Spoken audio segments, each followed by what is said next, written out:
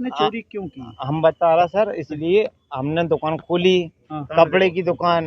तो कपड़े की दुकान ब्याज पे पैसा उठाया और कछु अपने लगाया।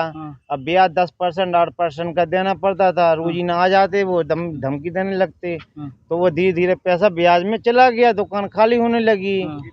पर ऐसे ही में फिर हमारे पिताजी खत्म हो गए, तो पिताजी के में पैसा लगा। फिर भाभी की सिर की नस बीपी फट गई है, तो उसमें पैसा लगा। फिर भतीजों का दोनों का एक्सीडेंट हो गया, उनके पाँव में छत डरी। अब वो भतीजी की शादी हुई थी 15 फरवरी को, तो उसकी छुट्टी हो गई, उन्होंने डाई पिला दी थी उसको। अब हम अकेले रह गए। बुंदेलखंड क्षेत्र के झांसी में एक ऐसा मामला प्रकाश में आया है जहां पुलिस ने एक ऐसे चोर को पकड़ा है जिसने मजबूरी और बेरोजगारी के चलते एक ऐसा कदम उठाया जिससे उसकी पूरी लाइफ बर्बाद हो गई।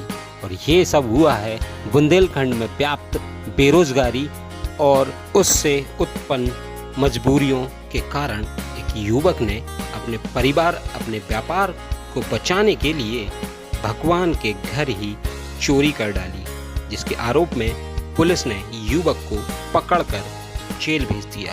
हालांकि युवक का किसी तरह का कोई भी पुराना आपराधिक इतिहास नहीं था।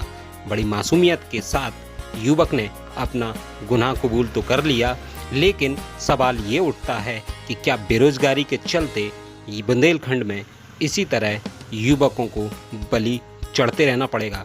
आइए युवक की जुबानी ही उसका अपराध सुनते हैं। क्या करें, एक पैसा है नहीं है, कोई कमाने वाला नहीं है, तो भाई बीमार थे, घर में सब परेशान।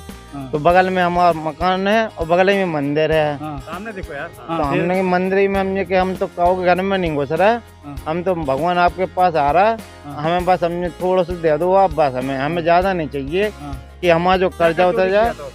हाँ सर, हमने सर का मुकुट लिया उनका, हमने कर 2 मुकुट रखे थे और ऊपर की 2 छाया की थी उनकी। बात कितने का बेचा वो?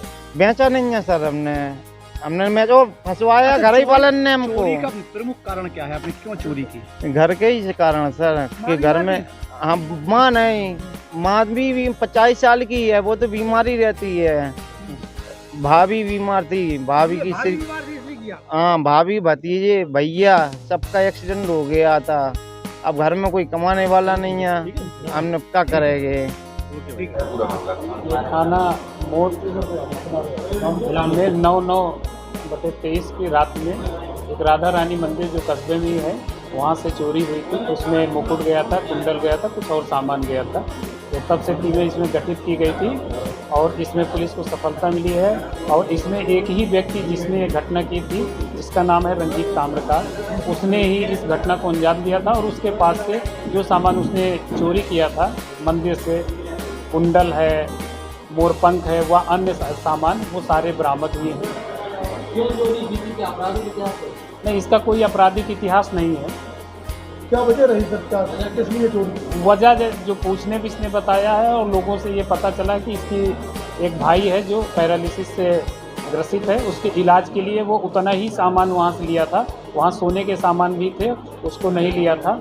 इसने अपने पूछताछ में यही चीज़ बताया कि इलाज के लिए ये पैसे चुराए, आभूषण चुराए। सर क्या मजबूरी में आकर इसने ये कदम उठाया? जैसा लोगों का भी आसपास के लोगों ने भी कहा कि ये ऐसे ही मजदूरी करता था, लेकिन पैरालिसिस व अन्य बीमारियों के कारण इसको पैसे की आवश्यकता थी, जिस कारण से इसमें इस तरह की घटना को अंजाम दिया। कितनी कीमत होगी सर चोरी करना? लगभग ऐसे 30-35 हज़ार।